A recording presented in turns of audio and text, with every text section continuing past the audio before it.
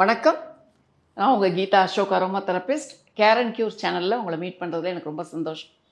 இன்றைக்கி என்ன பார்க்குறேன் அப்படின்னா, சம்மருக்கு உங்களுக்கு ஒரு சீரீஸ் மாதிரி கொடுக்கணும்னு ஆசைப்பட்றேன். ஏன்னா நிறைய எனக்கு குவரிஸ் எனக்கு ஃபோன் பண்ணி கேட்குறீங்க. அதனால் இன்றைக்கி நான் சம்மர் ப்ரோக்ராமாக என்ன கொடுக்கலாம் அப்படின்னு பார்த்தீங்கன்னா, தலையில் வரக்கூடிய அரிப்பு, தலையில் இருக்கக்கூடிய பிளிஸ்டர்ஸ், சின்ன சின்ன சின்ன வேர்க்கூறு மாதிரி கொப்பளங்கள், அப்புறம் தலையில் இருக்கக்கூடிய ஒரு ஃபவுல் ஸ்மெல், இது மூணுக்கும் நீங்கள் அரோமா தெரப்பியில் என்ன தீர்வு காணலாம் அப்படிங்கிறத இன்றைக்கி நம்ம பார்க்க போகிறோம்.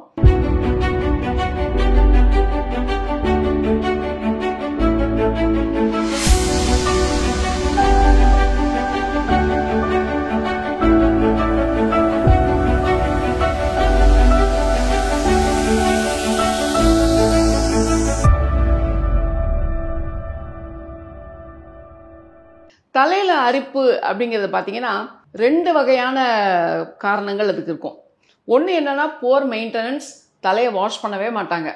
என்ன பயம் இருக்குன்னா, ஒன்று டைம் இல்லை அப்படிம்பாங்க. இன்னொரு குரூப் என்ன சொல்லுவாங்கன்னா, வாஷ் பண்ணாலே முடி கொட்டும்னு சொல்லுவாங்க. தினம் தலைக்கு குளிக்கக்கூடாது, தலை வாஷ் பண்ணிங்கன்னா முடி கொட்டும், வாஷ் பண்ணாமல் இருந்தால் முடி கொட்டாமல் இருக்கும். அது மித்துங்க.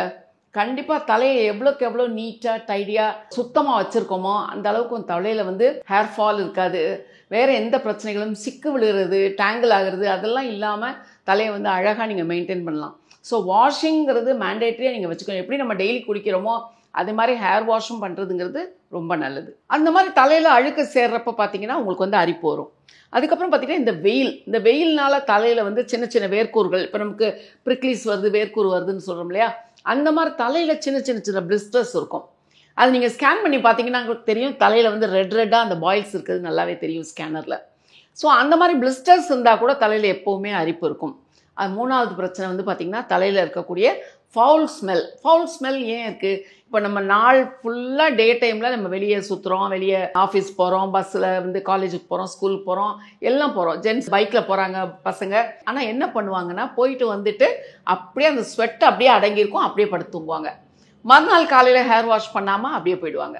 அப்போ என்ன ஆகுது, நம்மளுடைய வேர்வை, நம்ம தலையில் சுரக்கக்கூடிய எண்ணெய், அதில் சேர்கிற அழுக்கு, வெளியேருந்து ஒட்டுற டஸ்ட்டு, இதெல்லாம் சேர்ந்து என்ன பண்ணும், ஒரு ஃபங்கை மாதிரி ஃபார்ம் ஆகும். அதுதான் தலையில் ஒரு ஃபவுல் ஸ்மெல் வரும். உங்களுக்கே அந்த ஸ்மெல் ஒரு அனாயிங் ஃபேக்டராக உங்களுக்கு தெரியும். தலையை சொரிஞ்சிட்டு பார்த்தீங்கன்னா கை பிசுக்குன்னு இருக்கும், கிட்டேயே கையை கொண்டு போக முடியாது, அப்படி ஒரு ஸ்மெல் இருக்கும். ஸோ அந்த மாதிரி ஒரு அனாயிங் ஃபேக்டர், தலை அரிப்பு இருக்குது, தலையில் ஸ்மெல் வருது, என்ன பண்ணலாம் அப்படிங்கிறது தான் இன்றைக்கி நம்ம பார்க்க போகிறோம். இதுக்கு உங்களுக்கு ஒரு ஸ்ப்ரே ஒன்று ரெடி பண்ணிக்கோங்க. ஸ்ப்ரேயிங் பாட்டில் ஸ்ப்ரேயர் உங்களுக்கு எல்லா இடத்துலையும் ரொம்ப சாதாரண பிளாஸ்டிக்கில் வாங்கிக்கிட்டிங்கன்னா போதும். உங்களுக்கு நல்லா வச்சுக்கணும், அரோமா தெரப்பியை அதோடைய ஃபார்மில் கொண்டு வரணும் அப்படின்னா ஒரு கிளாஸில் இருக்கக்கூடிய கிளாஸ் பாட்டில் ஸ்ப்ரே அந்த மாதிரி எதாவது எடுத்துக்கலாம். Anything I want a spray அது பண்ணிக்கலாம். இந்த ஸ்ப்ரே என்ன பண்ணுங்கள், இந்த சம்மர் வரைக்கும் அட்லீஸ்ட் என்னுடைய ஒரு ஹம்பிள் ரிக்வெஸ்ட் என்னென்னா, சம்மரில் டெய்லி ஹேர் வாஷ் பண்ணுங்கள்.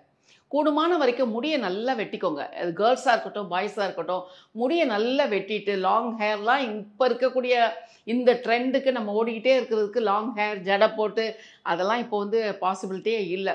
ஸோ எவ்வளோ தூரம் as much as you can நீங்கள் முடியை வெட்டணுமோ வெட்டிக்கிட்டு டெய்லி ஹேர் வாஷ் பண்ணுங்கள். உங்களுக்கு எந்த பிரச்சனையும் இல்லாமல் தலையில் இருக்கலாம். ஸோ ஓகே, இப்போ திரும்ப நம்ம ஸ்ப்ரேக்கு வரலாம். அந்த ஸ்ப்ரேயில் உங்களுக்கு என்னென்ன ஆயில் வேணும் அப்படின்னா, நீங்கள் ஒரு 100 ml ஸ்ப்ரேயர் எடுத்துக்கிறீங்க அப்படின்னா 100 mlக்கு ஒரு 75 ml நீங்கள் mineral water or distilled water ஏதாவது நீங்கள் எடுத்துக்கோங்க. தனியாக பவுலில் மிக்ஸ் பண்ணிக்கோங்க. முதல்ல அந்த மாதிரி வாட்டர் எடுத்துகிட்டு நீங்கள் இதில் என்னென்ன ஆயில் சேர்க்கணும் அப்படின்னா, ஃப்ராங்கின்சென்ஸ் அப்படிங்கிற ஒரு ஆயில் இருக்குது. அந்த ஃப்ராங்கின்சென்ஸ் பார்த்திங்கன்னா நமக்கு மைண்டை ரொம்ப காம் பண்ணும், ரொம்ப ஸ்ட்ரெஸ் ஃப்ரீயாக இருக்க வைக்கும், அதே சமயத்தில் நமக்கு ஒரு நல்ல ஸ்மெல்லும் கிடைக்கும். அந்த ஃப்ராங்கின்சென்ஸுங்கிற ஆயில். அதுக்கப்புறம் ஜெரேனியம் பார்த்திங்கன்னா நல்ல தூக்கம் வரக்கூடிய தன்மை இருக்குது. ஸோ அதுக்காக ஆஃபீஸ் போகிறேன் எனக்கு தூக்கம் வர்றது அப்படி இல்லை. அந்த ஆயில் எப்படின்னா டூயல் ரோல் மாதிரி நைட்டில் நல்ல ஒரு மைண்டை காம் பண்ணி தூக்கம் வர வைக்கும். காலையில் பார்த்திங்கன்னா நம்ம ஃப்ரெஷ்ஷாக இருக்கிறதுக்கு அந்த ஆயில் ரொம்ப ஹெல்ப் பண்ணும். 3 ஆயில். இன்னொன்று பார்த்திங்கன்னா ரோஸ் ஓட்டோ அப்படிங்கிற ஆயில். இந்த 3 ஆயிலும் ஃப்ராங்கின்சென்ஸ், ரோஸ் ஓட்டோலாம் ரொம்ப நல்லாயிருக்கும், ப்ளசன்ட் ஸ்மெல் இருக்கும். அதுக்கப்புறம் பார்த்திங்கன்னா இந்த 3 ஆயில் மட்டும் எடுத்துக்கிட்டிங்கன்னா நீங்கள் போதும்.